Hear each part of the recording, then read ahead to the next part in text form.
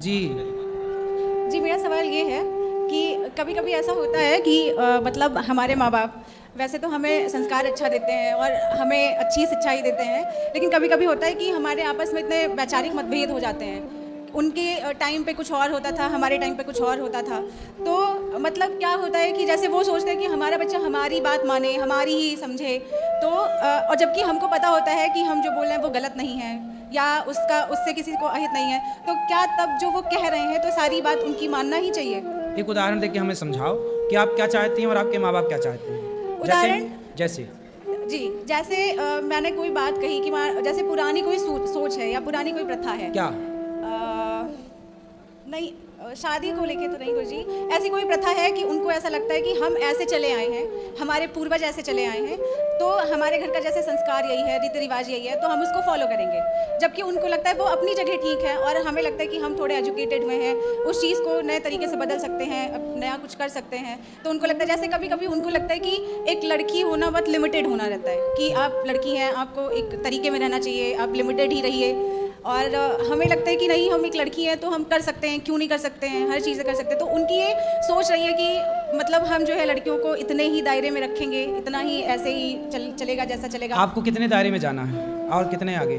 दायरे in the sense गुरुजी की जैसे लगता है कि उनको लगता है कि बहुत ज़्यादा मतलब बाहर छूट नहीं देनी चाहिए, और एक रहता है कि एक प्राइवेसी मेंटेन होनी तो चाहिए। ज़्यादा छूट, आप छूट चाहती हैं? छूट नहीं चाहते गुरुजी। जैसे लगता है कि कभी कभी हमारे घर में हो जाता है कि अगर हमको बाहर स्टडी के लिए जाना है तो हमारे घर में ये रहा कि नहीं, आप लड़की हैं तो आपको रहना चाहिए, नहीं बाहर जाना चाहिए, ये सारी चीज़। तो फिर आप स्टडी करने बाहर नहीं जाती, नहीं, मैं बाहर नहीं गई घर पे ही रही? जी। ठीक है, तो आप क्या चाहती हैं कि आप भी बाहर जाती?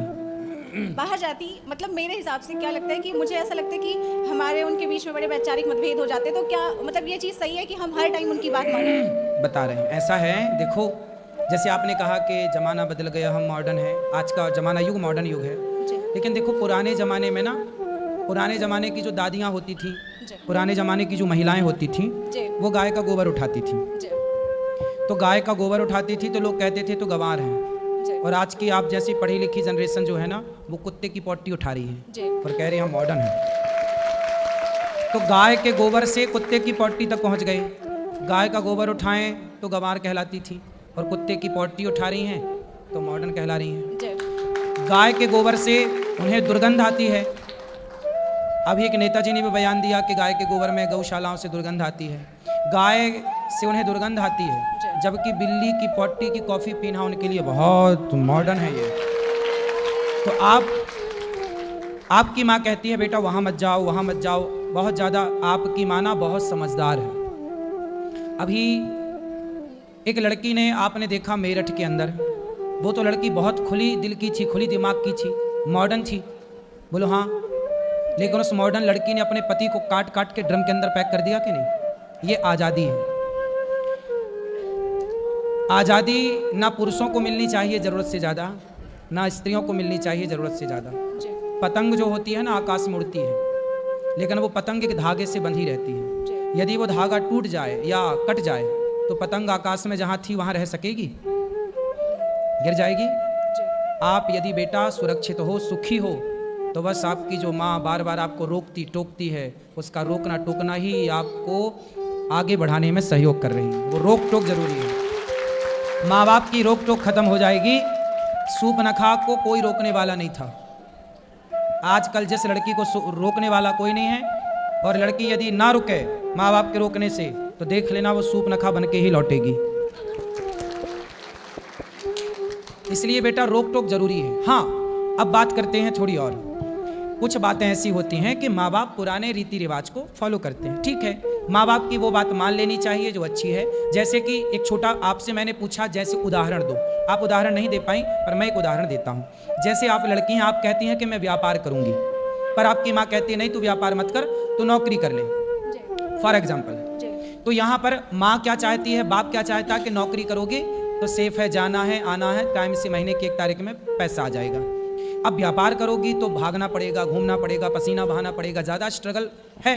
तो माँ बाप क्या चाहते हैं अपने बच्चों को, मेरा बेटा नौकरी करे। लेकिन जब बच्चा कहता कि नहीं मैं नौकरी नहीं करूँगा, मैं बिजनेस करूँगा, तो माँ बाप बिजनेस की परिभाषा नहीं समझ पाते, वो नौकरी की परिभाषा जल्दी से जान जाते हैं। तो माँ बाप यहाँ पर इस बात के लिए गलत हो जाते हैं कि वो बच्चों को नौकरी करने के लिए पीछे पड़ जाते हैं। जबकि नौकरी नौकर है, बिजनेस मालिक है। जी। जो बिजनेस करता है वो बड़ा होता है, जो नौकरी करता है वो छोटा होता है। तो आप यदि बिजनेस करना चाहती हैं और आपकी माँ यदि आपको नौकरी के लिए प्रेरित कर रही है तो आपकी माँ तब गलत है, उस समय आप सही हैं। लेकिन आपकी पुरानी माँ कह रही है बेटा वहाँ मत जाओ, बेटा ये मत खाओ, इसका मतलब माँ सही है, आप वहाँ मत जाओ, वहाँ मत जाओ, इसलिए क्योंकि माँ जानती है कि लड़की वहाँ जाती है तो कैसी बन के आती है, क्योंकि उससे अनुभव है।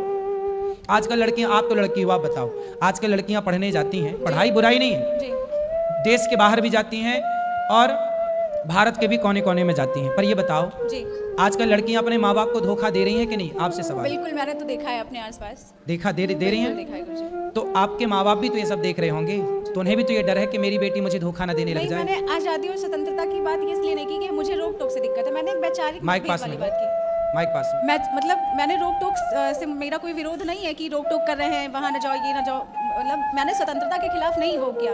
एक वैचारिक मतभेद रहता है कि जैसे एक ही तराजू में सबको तौलना भी तो नहीं सही है गुरुजी। ठीक है, एक तराजू में सबको नहीं तौलना चाहिए, बात ठीक है। सारी लड़कियां एक सी नहीं है, सारे लड़के एक सी नहीं है, ठीक है। कभी कभी हमारे पेरेंट्स क्या होते हैं कि हमें लगता है, वो भी हैं पेरेंट्स, हम मानते हैं, कभी कभी लगता है कि उन्हीं से गलत हो जाता है, तो क्या हमें कभी विरोध नहीं करना चाहिए? बिल्कुल, कई बार बच्चे सही करते हैं, सही बोलते हैं, और वो अपने इस एटीट्यूड से नहीं मानते कि मैं तो बाप हूँ तुम्हारा, मैं तो बड़ा हूँ, मैं तो बड़ी हूँ, तुम थोड़ी मुझे उपदेश करोगी, जबकि बच्ची या बेटा सही भी होता है। तो दोनों पक्ष हैं, कई जगह माँ बाप गलत होते हैं, कई जगह बच्चे गलत होते हैं। तो मेरा सीधा सा क्वेश्चन यही था कि क्या जब कभी हमारे माँ बाप किसी भी एंगल में हमें लगे गलत है, हमको उन्होंने संस्कार दिया, सब कुछ दिया, समझ है, हम आज के टाइम के हैं, हमने देखा है, मतलब एक गलत माहौल भी देखा है, एक सही भी देखा है, तो हमें ये लगता है कि जब हमें लगता है कि माँ बाप कहीं कुछ गलत कर रहे हैं तो क्या हमें भी उसका विरोध करना चाहिए? बिल्कुल, माँ बाप को बोलना चाहिए कि गलत है। कई टाइम आता है गुरुजी कि सब लोग बोलते हैं घर में ऐसे कि नहीं हम पिता हैं तो उसका विरोध मत करो, कहना नहीं चाहिए, एक दायरा होना चाहिए। नहीं, पिता है तो पिता को कमरे में बता सकते हैं कि पिताजी आप पिता हैं तो गलत है। जैसे प्रहलाद जी के पिता गलत थे,